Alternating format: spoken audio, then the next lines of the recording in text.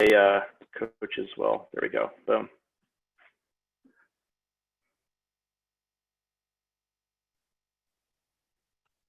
All right, Matt.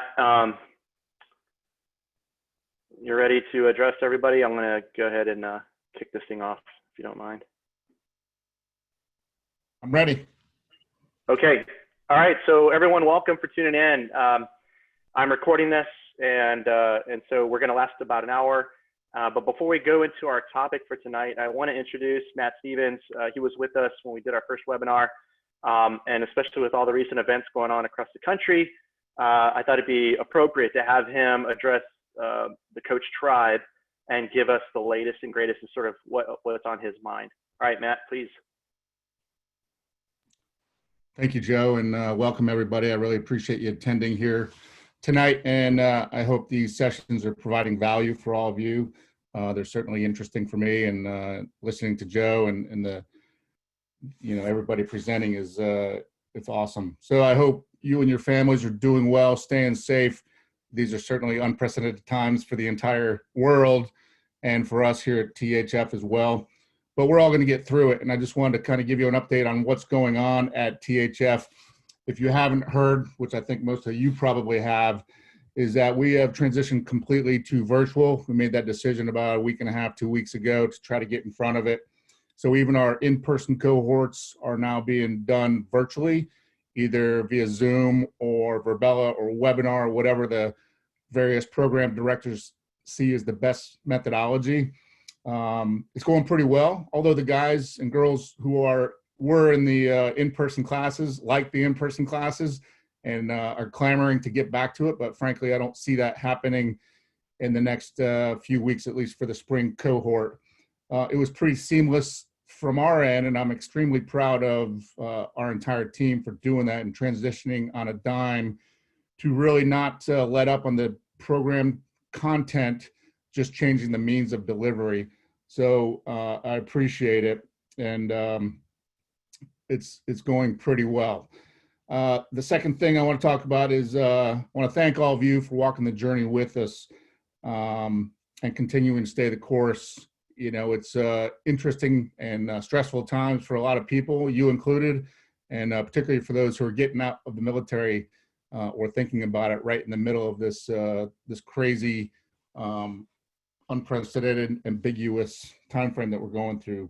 And so our mission's not going to stop, and I'd ask you to stay the course with us, because at the end of the day, we're going to get through this. We're going to learn a lot about how we're doing business, and we're going to be better for it. So I'm actually,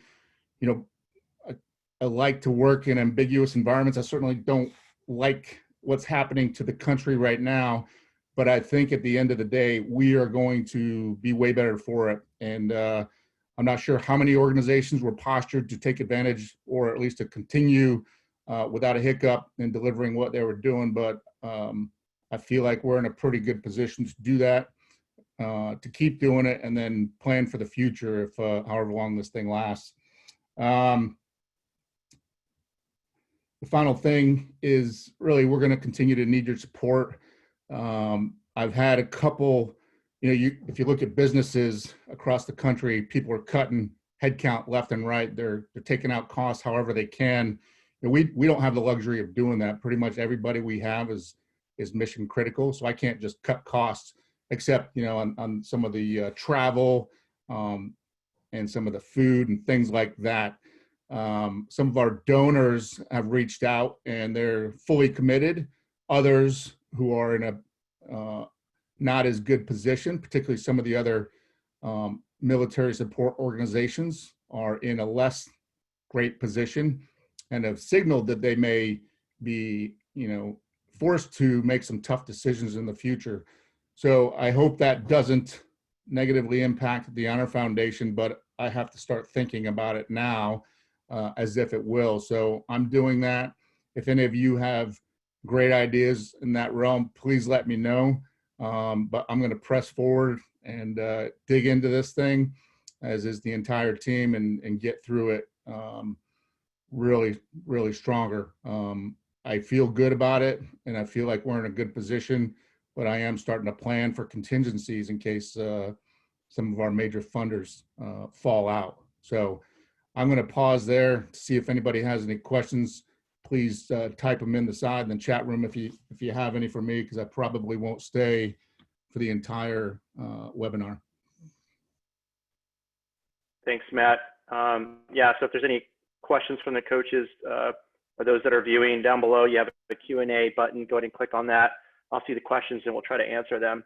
And if you come up with something later on and you want to speak directly to Matt, just let me know, connect you to him. Matt, your email is matt@honor.org, right? Correct? Yep, my email is that, and I welcome contact anytime. I'm focused on the Honor Foundation 24/7, so standing by to assist, and I welcome contact anytime. I'll type my email in the Q&A thing so everybody can see it, and my phone number in case anybody wants to reach out. Thank you so much. Thanks for what you're doing, and I appreciate it. Thank you, Matt. All right, so let's get in on the topic of strengths.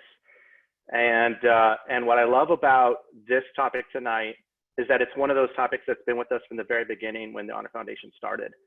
There was a lot of experimentation in the first couple of classes with Joe Musselman and some Navy SEALs and some business folks. But the one thing that has stayed the same and consistent is the use of the Clifton Strengths Finder. And so really pleased to have our guests, and I want to introduce them one at a time, but then I'd love for them to sort of introduce themselves and sort of their introduction into strengths and the Honor Foundation. So that's what I'm going to ask each of them. But first, just go down the row. So I'll start with Amanda Flisher. I reached out to Amanda as I assumed the role inside San Diego, and I was trying to find a fresh voice, some energy, and lo and behold, I found Amanda, who is amazingly full of energy and just super fast, super witty, and just able to adapt to the environment, especially with this group of people that we serve. So it's awesome and a pleasure to work with Amanda. And then Jeff Pottinger, who's been with the organization before me, he started the Virginia Beach campus, he launched the North Carolina campus, and also launched the virtual campus. So 3 campuses under his belt, hundreds of fellows under his belt, one-on-one coaching, faculty at the executive level, as well as inside the Honor Foundation. Learned a lot from him, strengths guru, he's all in, and he's not going anywhere. And you know, he's just part of the THF infrastructure. And then John Vincent helped us out with, and when we're in a bind, you know, sometimes some of the faculty become ill or what have you, and we had to literally find somebody with 1 week's notice. So I called 1-800-GALLUP, not necessarily, but I called an individual that worked at Gallup, and a connection of a connection of a connection, imagine that. John Vincent came and we started talking, and he quickly pivoted, drove numerous miles, delivered content, and after his one night inside the Honor Foundation, he's like, holy cow, I'm in. Whatever you guys are doing, I'm in. So perfect, that's the kind of response we want. So with that said, let me go to start with Amanda and that question, just pretty much like, how did you get started in the strengths, and then sort of what drew you to the Honor Foundation? And we'll just kind of go from there with Amanda, and then John, Amanda, then Jeff, and then John. Great. Awesome. Hi, everyone. I'm Amanda Flisher. I have lots of energy. I guess Joe called me the Rocket. Is that what you called me? I did, totally. Yeah. It's a new nickname. So I've been doing StrengthsFinder for about 10 years. I used to work in an organization called Bridgepoint Education here in San Diego. And we were one of the lucky ones that Gallup came and asked us, do you want to do strengths for your the business side of the house and the school side of the house? So my job literally was to train thousands of individuals on StrengthsFinder. So I've been doing that. So I did that for a while. And then about 2013, 14, I decided to branch out on my own and do StrengthsFinder for individuals and organizations and teams. So now I work with our social workers here in San Diego. I just finished a project literally the day before UC San Diego closed its doors down for this whole thing, literally the day before. And then, so we're doing a big strengths project with HR professionals. And so my scope is really big. I love it. I also do coaching. I'm a professional coach through the International Coach Federation. So I have my credentials through there. The other thing is I love this work. StrengthsFinder, I was bitten by the bug early when we started doing it. And I felt this really big pull to how can I do this more in the world? So that brings me to the Honor Foundation. I was sitting in a StrengthsFinder meeting. We have a kind of a nerdy group here in San Diego that gets together, and Joe came to talk with all of us, and He's like, we need coaches, we need people. And then I somehow managed to get in front of Joe. I think it was, again, kind of like Joe just said, like a person of a person of a person. Someone called me and asked, can you do this for them?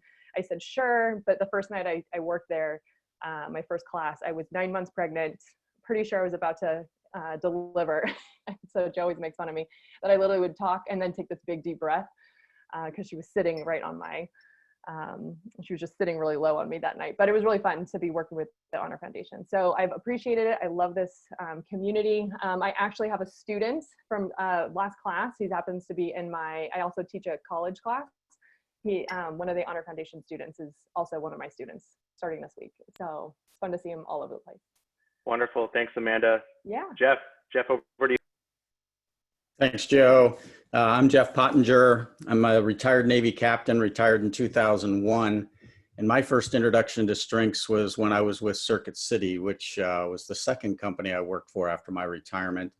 They introduced strengths to us. I took the assessment, and I was pretty enamored with the assessment and the way they approached it. And I tried to incorporate that into my management style the rest of my career. I was reintroduced to it when I was working at the Darden School of Business at the University of Virginia in their executive education group. And we were putting on a 1-week course for a Navy SEAL organization out of Norfolk, and they wanted to use the Gallup Strengths Finder. So I took it for a second time. And from that, I decided to become a certified strengths coach.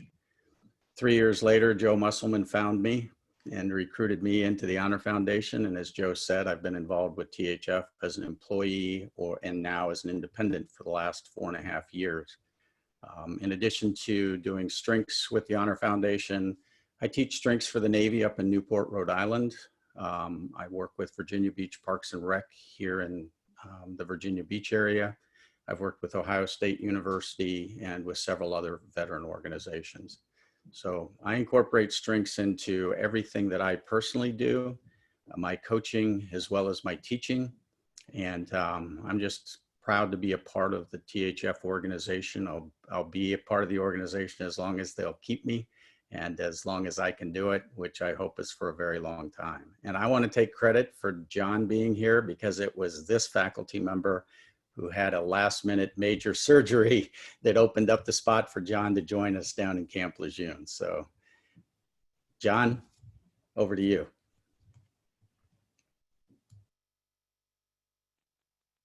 Hey, folks. John Gregory, Vincent.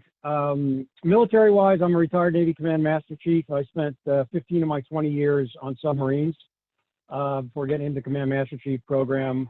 Strength for me started intuitively. It just made a lot of sense for me to develop myself and develop others based on what I'm good at.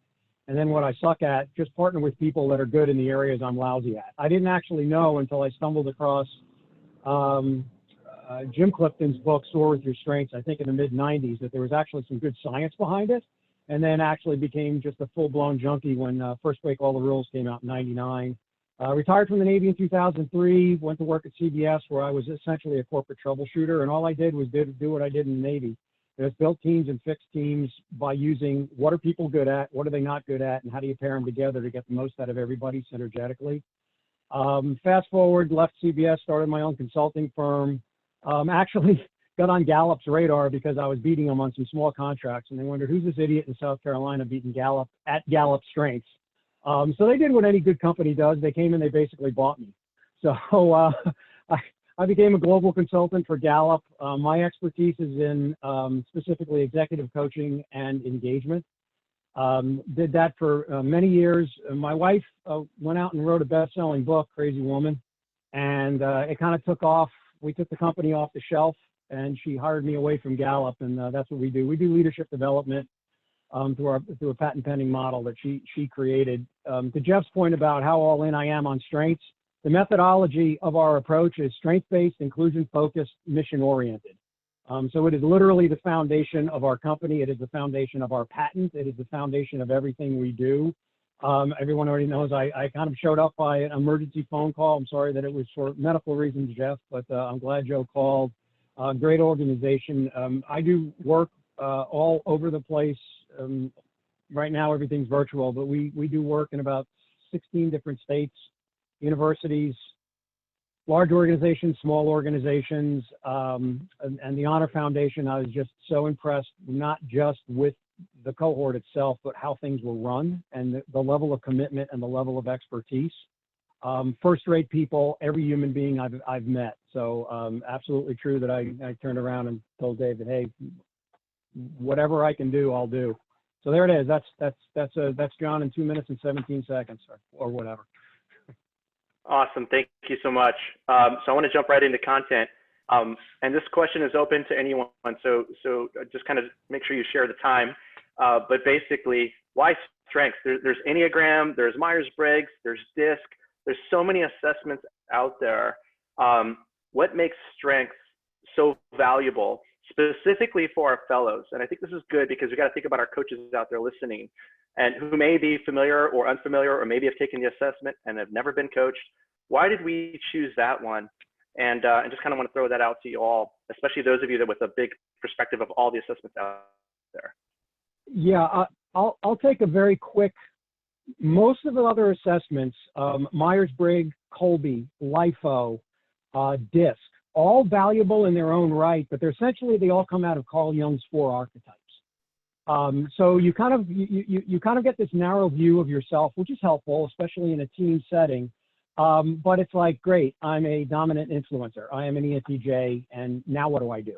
The difference with strengths is strengths very much is a professional development tool. You can literally use it, specifically the Insight Guide, forever as a professional development tool. You can use it to decide what's the best fit if I have 2 different choices in careers. What's the best fit for a project? Things like that. You can really use it as an ongoing professional development tool. I'm certified in 4 others. They all have some value, but nothing is as good for an ongoing personal professional development tool as CliftonStrengths. It is completely unique in that realm, and that's why I personally think it's far and away the best for that. And I'll be done. I'm done.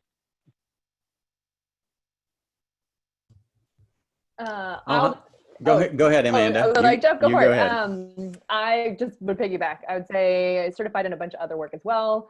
What I find to be most useful about this is it's so flexible, not just for work, but for any relationship you have. It has saved marriages. It has saved, and I always joke in my classes that it saved my marriage because I know what my husband's strengths are. It helps teachers. It helps so many people. So I just find that the test itself is very flexible. And it's not just this, like, how do you operate and communicate at work? It's how do you communicate in life and how do you operate in life? So that's why I'm more drawn to it and love it so much. I'm good. Jeff, now it's up to you. All right, thanks. So one of the things I learned very early on with THF when I taught the very first strengths class in Virginia Beach was the Strengths Insight Guide, the What Makes You Stand Out paragraph, is a great way to have these fellows start talking about themselves without military acronyms and abbreviations. And I found that once they got into the tool, once they got into that what makes you stand out paragraph and they see what's in there, and 90% of the time they say, wow, that's really me, or their significant other says, oh yeah, that's really you.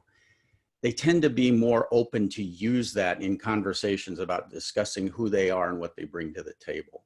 So the biggest thing I do with strengths, I think, is I help them see in that paragraph phrases and words that resonate with them, and then bring those words in to create a paragraph or a paragraph and a half about how to talk about themselves without military acronyms and abbreviations. So I find it extremely useful from that perspective for transitioning veterans.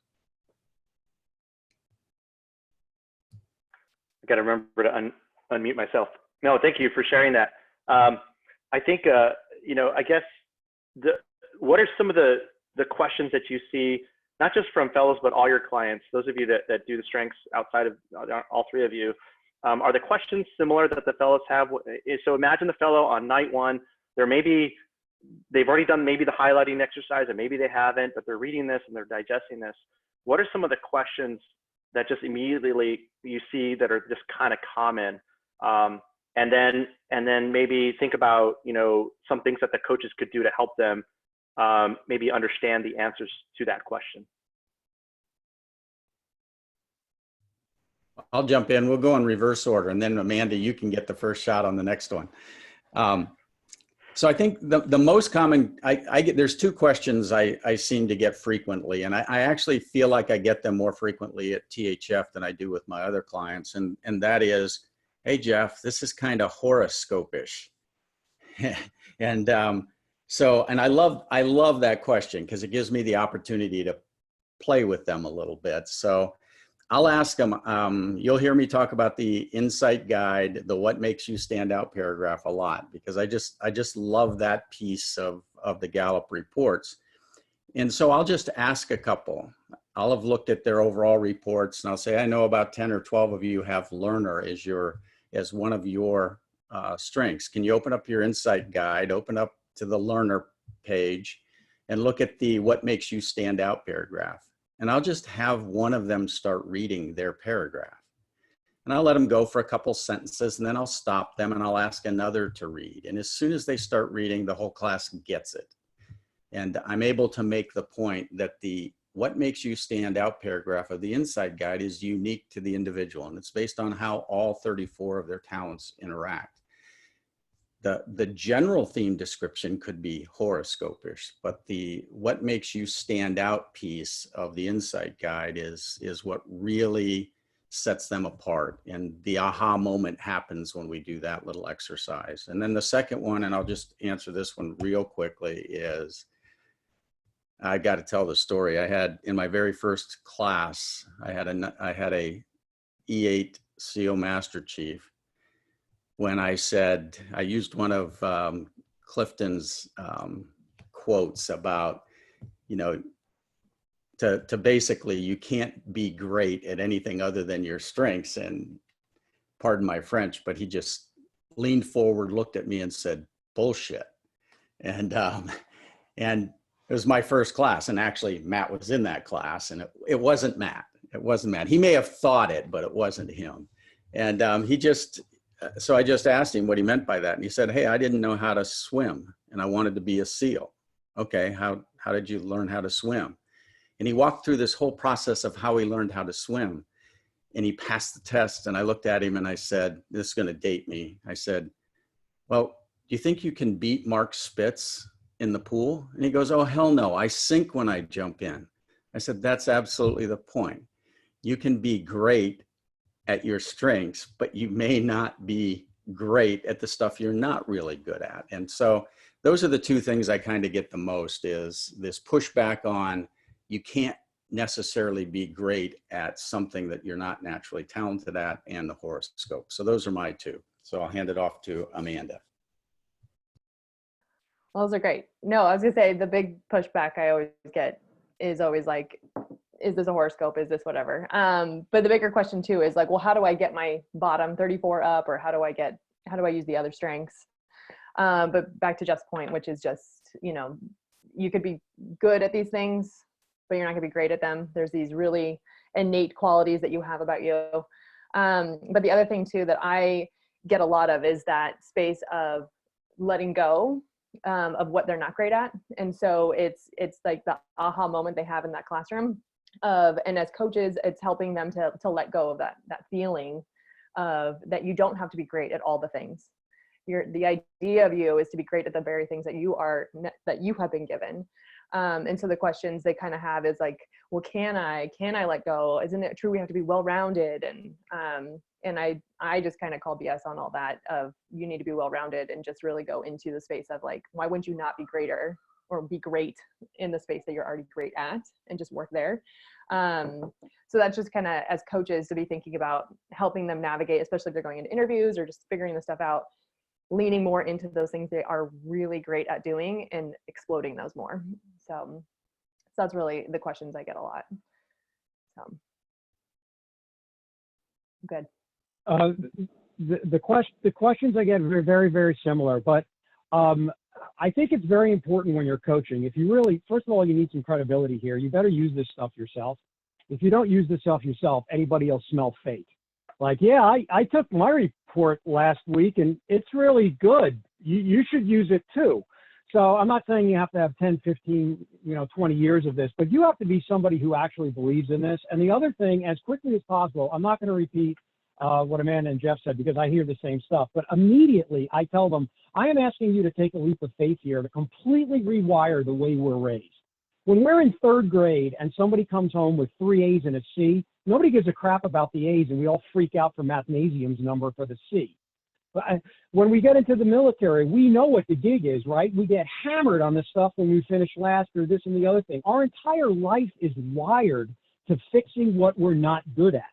So I just go right there immediately and say, I'm asking you to take a walk of faith. Now, I have a lot of credibility in this because I've been using it. And I think if you're a coach, you got to walk the line that you live this stuff.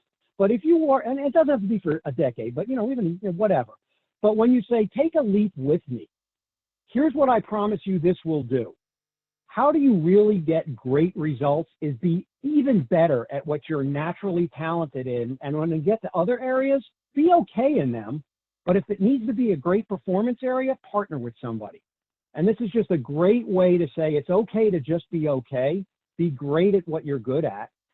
And I think probably the most important thing to take away if you're coaching is you're going to ask them for that leap of faith, because you're talking about sometimes rewiring 30, 40, 50 years of how we go to school, how we are trained in the military, the private sector, annual performance reviews. You get 2 minutes of what you did well and 58 minutes on how you get better at what you suck at. That's how we've all been raised. So you can't just jump in and go, trust me, strength is wonderful. You're going to love looking at what you're good at. You have to just be blunt, be forward, and promise them if they take this walk with you and just slowly start doing what Jeff and Amanda are talking about, just humor me a little bit and start looking at this a little differently, especially through that insight guide. That's how you'll be more successful as a coach. Be genuine, be real, but realize you're asking people to completely reinvent how everyone in the world is raised. It's going to take some time. So I get a little preachy. No, that's good. I sense the passion from all three of you, and John, you're definitely oozing passion right now. I appreciate it. It's interesting. You're absolutely right. There is some strength envy. And so you kind of have to refocus the energy, because everybody says, oh man, I wish I was more of that, or I wish I don't like this one that I am, and then basically it's positive psychology, which is, Amanda's a huge fan of that. I know Jeff and John, that's like the thing now, but it's so amazing where history, we've been studying people that are broken, and for once we're finally looking at people that do their very best and what makes them excel. And let's study the brilliant people and what they're doing. And figure out the science behind it. And I say science because it isn't just throwing chicken bones on the ground and hopefully it shakes out something, that just sort of matches who I am. It's based in science. And so what are some of the common themes out of the 34 talents, out of the 34 themes or talents that you see inside Gallup, because there's 34, there's certain numbers there's certain ones that hit really high. With all people, and Gallup is really good. They break that down by countries. They break that down by the world. And there's all kinds of reports you can do for teams. And then there's special operations. And there's some that kind of float to the top. I'm just kind of wondering, and you don't all have to answer on this, just kind of what are your thoughts on what you've seen and what makes the special operators different, similar? I don't know, just kind of what are your thoughts on that? I guess I get to go first on this one. So the big ones that I noticed the most are achiever. Obviously, this is a high functioning group. They're super small. I'm trying to bring up, I actually have the team map from the last 2 groups.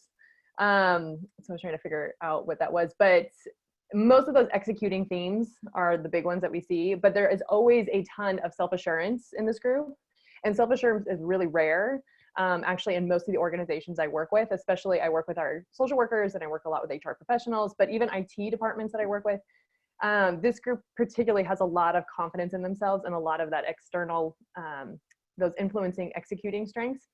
But they also have, and the great thing about this that I love is that this group always has a cluster of all of them, right? There's always that's what I love about this. For me personally, is that I've trained really big job titles where I go in and I'm get really nervous about it. And then I look at strengths and I say, they're just people, right? They're just normal. Even this group, sometimes I get a little nervous being the female in the room. Not that I'm scared. It's more just these guys have seen some stuff, right? And so I have not shared what you all have shared. So, but what I know is that I share this compassion for what you all do and what your strengths are, or what they do. And And so looking at the strengths, it's just, there really isn't one that particularly stands out the most in this group all the time. It's just, they're all there. But the best is when I do find someone in the room and they have all relationship building strengths, and then they freak out because they're like, should I have all these relationship building strengths? Shouldn't I have more of these executing strengths? And then it just kind of comes right back to, no, this is who you are. And you've used all these strengths amazingly well in your career. And so how do we shuffle that back out to the next thing? So that kind of, I don't know if that answers the question, Joe, but just there's a plethora of different ones, but the top ones I always see are mostly in those executing, influencing themes. So. Yeah, you totally did answer it. And so Jeff and John, you can answer this too, or you could also maybe pivot off a little bit and say how some of the fellows will say, well, I don't, I do this and I do this for work. Like, this is my job and this is my title. Therefore, I am this and I should be this. They're kind of tying their talent to their job. Jeff, do you have a thought? Yeah, so I've been tracking ever since I started teaching. So I use the Cascade reports, and I've captured all the East Coast as well as the virtual because I teach in them. So I've got my Cascade report, summary report for 340 fellows on the East Coast. Number one, here's the top 5 for the East Coast fellows, including virtual: achiever, relator, learner, responsibility, and restorative. Those are the top 5. And in the 4 buckets, so for the coaches out there that may not be familiar, there's I call them buckets. There's the strategic thinking bucket, the influencing bucket, the relationship building bucket, and the execution bucket. For the East Coast, 35% are in the execution bucket, 30% are in the strategic thinking. So 65% in kind of the doing stuff. And then 19% in relationship building, 16% in influencing. So 35% in the people side. So there's some data, there's some numbers from 340 alumni.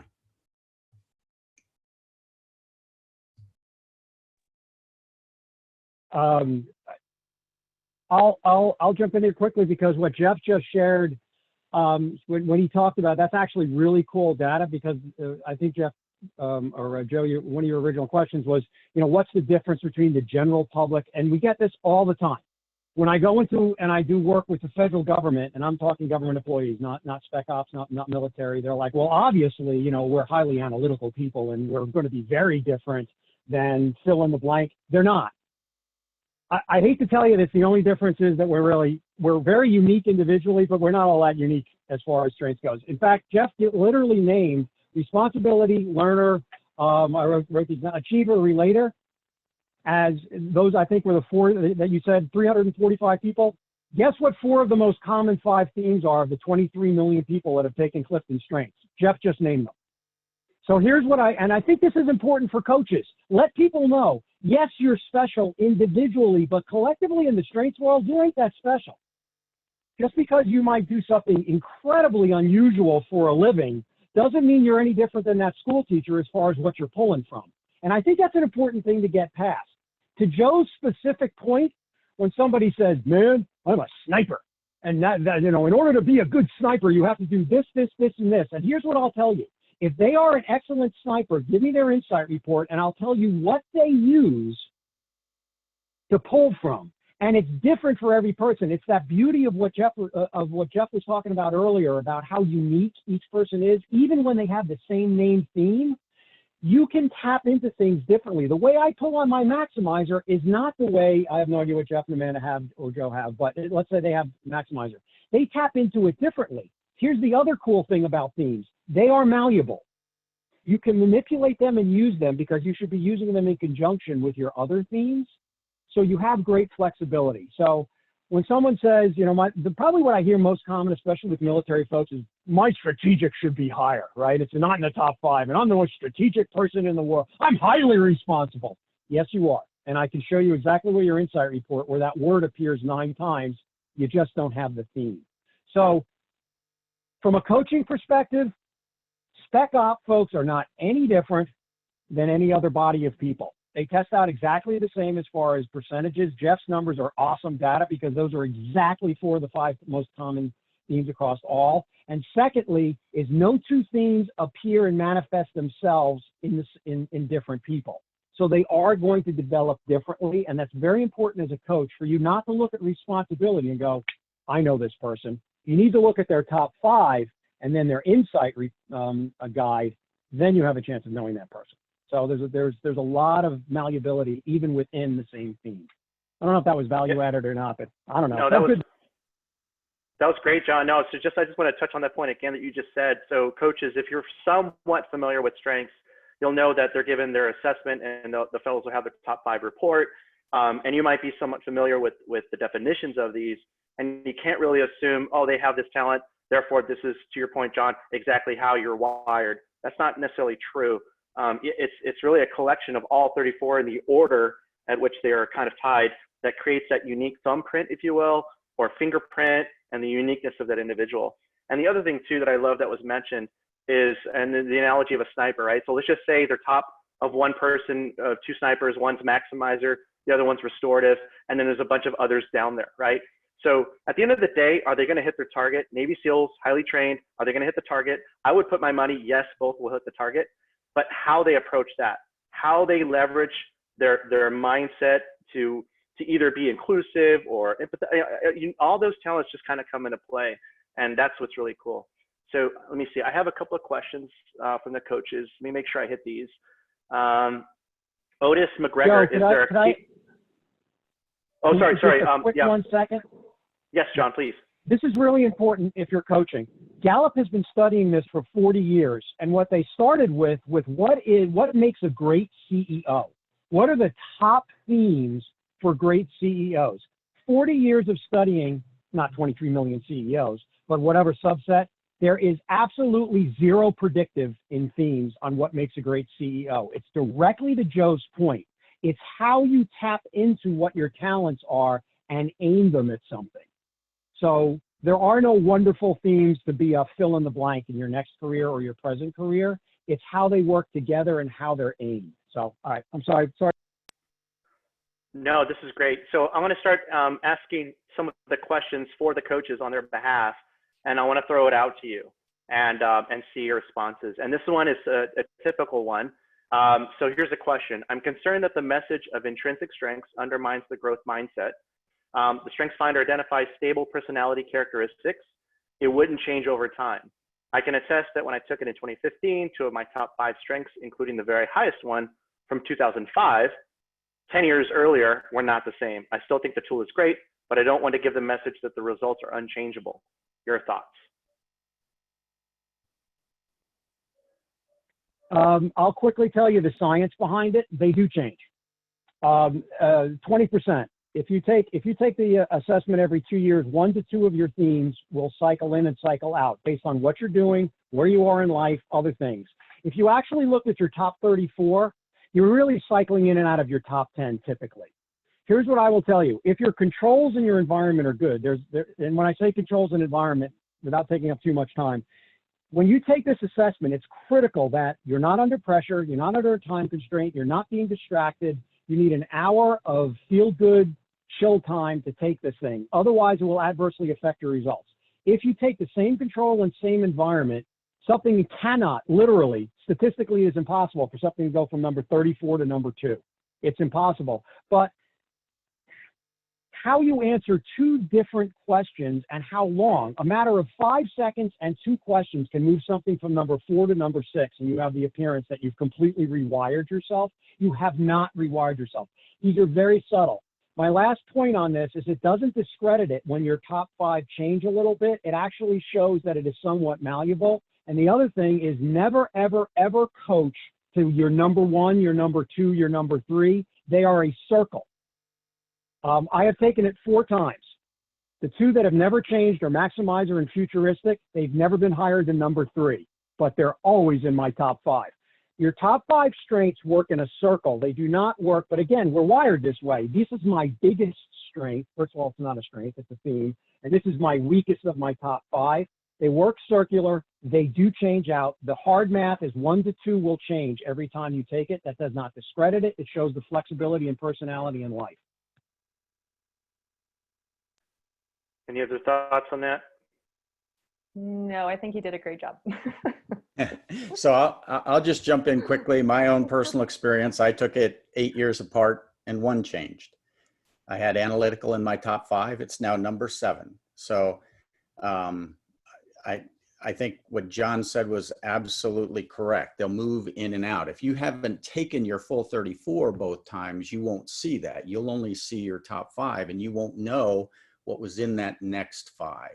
In my case, 80% the same. Maximizer and learner have been number 1 and number 2. Like, you know, John said, they've stayed the same. They flip-flopped. Learner used to be number 1 and it's now number 2. But the other point that I think is important is for coaches to make sure they get across, John mentioned it a couple times, is your strengths don't work one at a time. They interact with each other. You know, I lead with learner and arranger most of the time, and then my maximizer comes in later.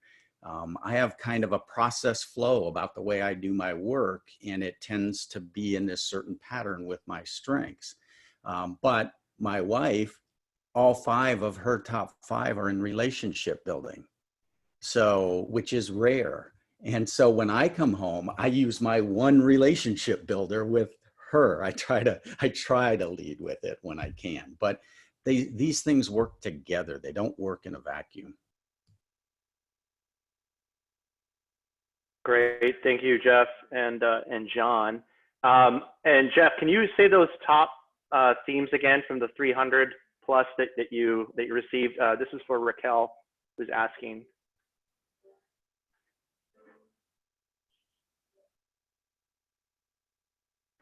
Unmute your mic. Sorry, Jeff. I was going to say, do you want me to share the screen? Yeah, that's the Cascade report. Go for it. Yeah, let me get it up here. Hold on. You should be able to share. Yeah, I can. I just had to get it again. So here we go.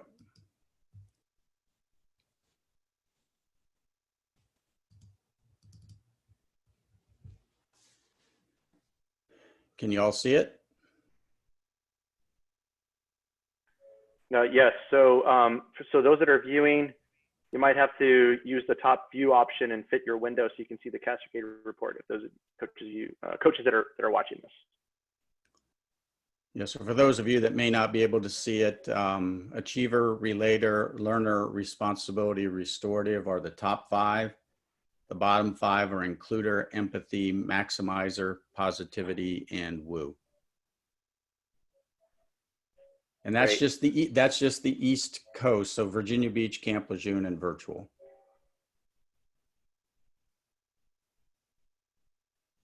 So I'm willing to bet that we could probably get you the rest, Jeff, and then it'll shake itself out and it won't change much. I have the top 5 for the last 2 classes. Okay. Responsibility, achiever, self-assurance, restorative learner. Yeah, that's awesome.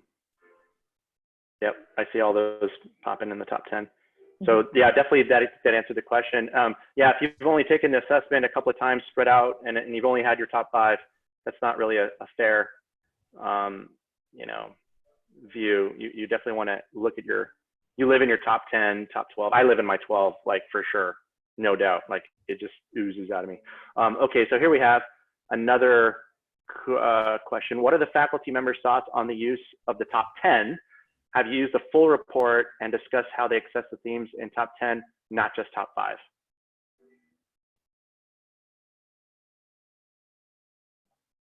Okay, so what was the last part of that question?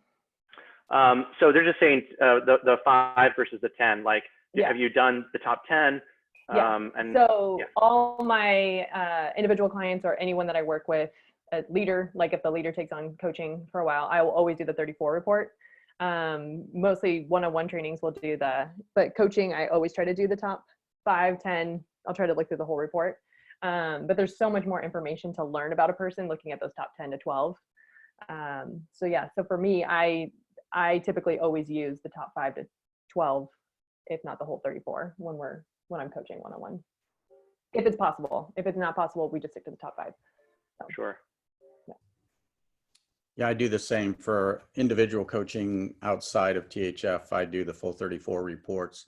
Inside THF, I think the top 5 is for what I'm using it for. So to help them create a narrative using their insight report and the What Makes You Stand Out guide, there's plenty of stuff in there to use to create that narrative. And I do have folks that are interested. They'll print out their full 34 and they'll bring it in, and it's useful when I have a coaching session with them. But for what I'm trying to use it for out here, the top 5 is perfectly suited to it. I have a bit of a different approach. Again, being a total geek and a complete purist on these things. And by the way, this in no way is dismissing what Jeff and Amanda said. There's nothing, in my opinion, approaches are different. I am a minimalist. Don Clifton originally wanted one theme when he created this. The beta test of what used to be called Strength Finders was 3 themes.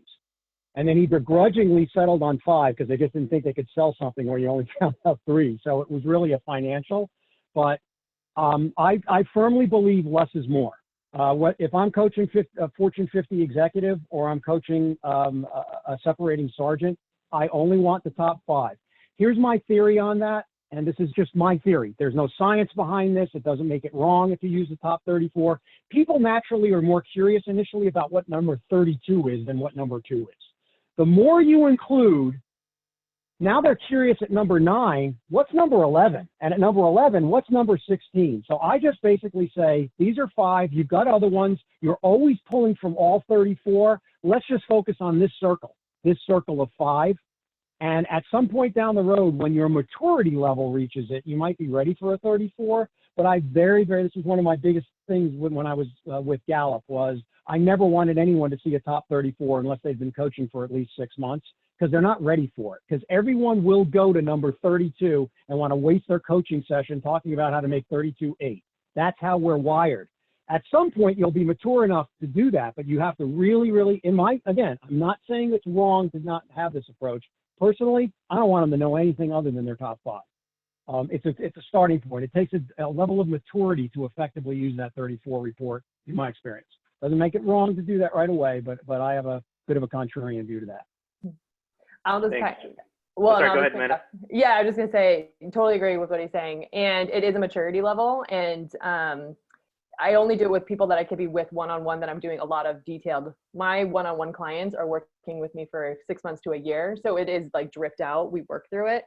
I think for this purpose, top 5 is, like Jeff said, exactly what they need. They do not need anything more. They just need their top 5. And because that's exactly what they need in order to move on to the next thing. So I think what John and Jeff and I are all saying is that we don't do all of it all at once. It is very prescribed to the person. So that's all. Great. And so if we could go back, revisit one thing just to be clear, we don't need to spend too much time on it because I think you hit it. How much of a variance in the top 5 over time is influenced by your current environment and job? The science is 20%. I take that more liberally. It is very common. Jeff is talking about something else that's quite common. I've seen people take it 3 times and none of them change. But the variance is typically 1 to 2 themes. It's very common for 1 to 2 themes to circle out of your top 5. So the science number is 20% for the geeks out there that want to be able to quote something. That's what the Gallup science has shown. And that is based on the 23 million. Out of that, about 9 million have taken it a second time, and that's where that variance comes from. Awesome. So just to give you a heads up, we have about 9 minutes left. And so we're going to finish it up with some of these questions. And Jeff, I want to swing back to you. So this question here is, do you recommend incorporating the top 5 strengths in relevant skill statement on your resume? So inside the Honor Foundation, and this is what I learned when I became strength certified, is name, claim, and aim. That's what you want to get your client to understand, is just first name these things, then own it, and then actually turn it into a strength. We don't quite do the third one at THF. It's really the first 2. And Jeff, you kind of already alluded to it, like what you use it for in developing that paragraph. Could you provide this coach with a little bit more understanding? Would you even use it in your resume or your pitch, all of those things?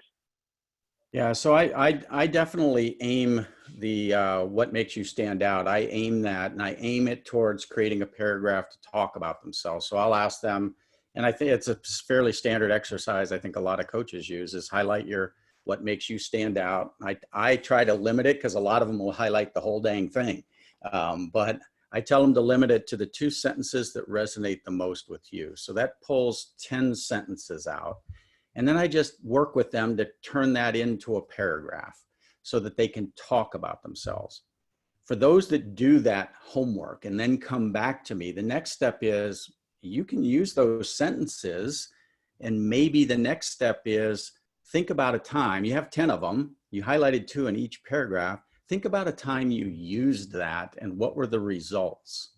So now you're going to be talking about a situation, an action, and a result around your strength, and you can turn that into a resume bullet. John, the cohort before, when you came in and filled in for me, one individual, I coached him in the morning. He got his 8 to 10 questions. That evening, he came back with a revised resume that used those 8 sentences as his resume bullets, complete with situation, action, and results. Great, thanks, Jeff.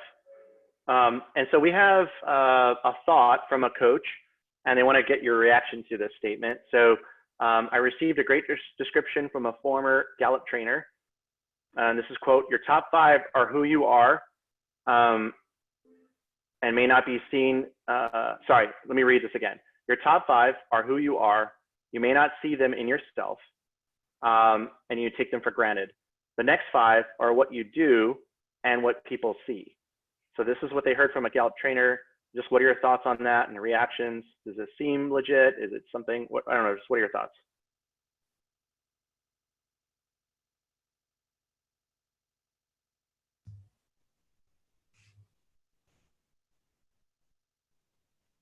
John, you're John, on mute. yeah. I was unmuted and then I muted myself. Okay. Right, here we go. I'm here. I have not been drinking yet. I don't necessarily agree with that. Here's one bit of truth that was in that. First of all, it's not your top 5. You are your entire 34. It doesn't stop at 5 and then maybe sometime in the future you go grab the other 29. So you're not your top 5, and your second 5 aren't something super special. You are your 34 themes. This is merely sort of, think of it as a concentration of talent. But here's where you are onto something. The more talented you are, the more unlikely you are to understand that you're talented in that area. Here's why. It comes easy to you. You just assume everybody can just look at an Excel spreadsheet and see where the math doesn't work. You assume that you can walk up on stage and, of course, deliver a pretty decent speech. Everybody can. Actually, no, almost nobody can. So there is a moniker of truth in the first part of that, which is you're not aware of it. This is where you really have to get very intentional, or you need a coach to help you be aware, and then you're on steroids, because when you're intentionally applying what you're naturally talented, right? A naturally occurring pattern of thought, feeling, or behavior that can be productively applied. That's the definition of talent. When you're aware of it, man, you take off. So there's a little bit of truth in that. You're not really aware of the first 5 thing. I don't subscribe to the second 5 thing, and I don't never subscribe to, like, you're not all 34. So I think you're all 34. I believe you'll be best off if you focus on your top 5. Okay, so I think we answered all the questions. So we should be good to go for that. Coaches, if you have any more questions, we have about 4 minutes left. But what I'd like to do is just kind of go back to the coaches. And since you've been doing this, or the faculty, you've been doing this for some time, there's a lot of coaches out there. Every fellow has a coach. There's about 118 fellows currently enrolled in the Honor Foundation right now, which is pretty awesome. First time ever we've had that many. They're all being coached. Some of the coaches have strengths background, some don't. Some have taken the assessment, like we've had some of these questions, and they're kind of somewhat familiar. What's the best thing or recommendation you could give to a coach who maybe, because it is pricey, it's like $7,500 to get certified. And what are some of the good resources or tools that would help a coach better be equipped? Because there's a lot of open source stuff online. There's YouTube channels. There's all kinds of stuff. What would be a good place to just kind of start? So when they have a fellow in front of them and the fellow has some questions, they're not stumped. They kind of have maybe at least something to say or something that's useful and helpful. And that's open to anybody to answer. I'll jump in, since I've been doing this since 2016 with THF. Is If you're a coach and you haven't taken the assessment, that would be step one. Take the assessment. Step two would be come in and sit in on John's class or Amanda's class or my class. Come in and sit in on it. And for those of you that are interested, I'm open to have a cup of coffee to share how I try to use it when I'm having a coaching session with a fellow. In my first cohort, we only had 5 coaches and I was one of them. So we each had 4. So I've been on that side where I've coached the fellows as well. So take the assessment, come in and sit on one of our classes, have a cup of coffee with one of us to learn how we use it with the fellows. John, what are your thoughts? Thanks, Jeff. There is a lot of good open source stuff. But it tends to be a bit overwhelming. Jeff is spot on. If you have not taken the assessment, you need to take the assessment. And then you need to get really familiar with the difference between a signature report and an insight guide. Insight guide is your magic. That's it. If you're going to coach, you're coaching out of insight guide. Nobody credible coaches out of signature. But the signature report has value. But Jeff is spot on. You have to take it. You have to at least start understanding the nuances within that. And then, yes, I would spend some time in classes if you can do that, or I would spend some time. If you Google Theme Thursday, Gallup has a series where every Thursday, and they're all on YouTube now, you can literally look at Theme Thursday, and they have a different coach, a certified strength coach that goes and talks through the themes. And I will also offer this. My email's complicated and I can't put it up, but Joe's got my email. Joe, feel free to send out to all coaches. I have a video because not everybody can afford to basically hire in 2 hours of time to get a read of their insight report. You can hand out my email, Joe, and I'll send that video to all the coaches. I'll basically give them a link to my Vimeo. I'll post it on Vimeo. It's not up there now. And it's about a 25-minute video on literally how I walk somebody through their insight report, and that would be really, really helpful. But Jeff, none of that's any good. If you have not taken the assessment and you have not worked through it, it's a waste of your time. But once you do that, in addition to sitting in on a live class, which is a great suggestion, and also taking a look at Theme Thursdays, I'd be happy to post that video that I use for clients, and it'll show you how I work through a coaching session. Might be helpful to you. Be happy to do that.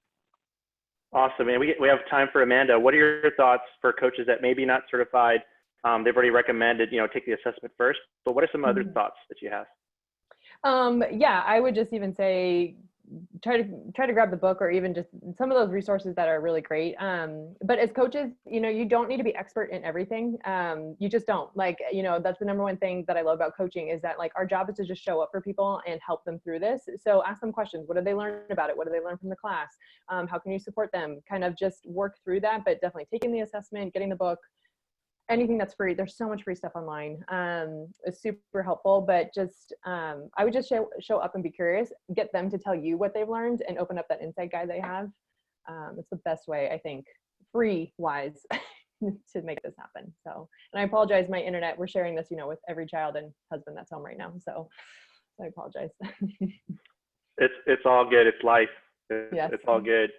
All right. So that hour went super fast. I don't know how it felt on your end. So thank you so much, everyone, for joining, for taking the time. You could be anywhere else inside your house in another room, but you chose to be in this room to join us for this webinar. Coaches, thank you for tuning in. If there's a question that you have, you can email me at joe.lara@honor.org, joe.lara@honor.org. And I can get that question to you. Also in the chat room, I just posted all 3 of the faculty's questions in there. Email addresses, so you feel free to go direct, and just really grateful for everyone here.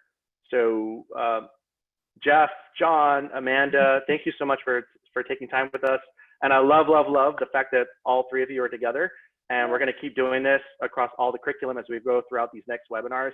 Jeff, you'll be back with me next month, and probably have Joe Musselman, and we're going to talk about the why and the golden circle and some really good stuff. So grateful for all of you, and stay safe, wash your hands, and yeah, we need you to stay healthy. So please do. Yeah. Thanks for having us. All righty. Take care, everyone. Bye.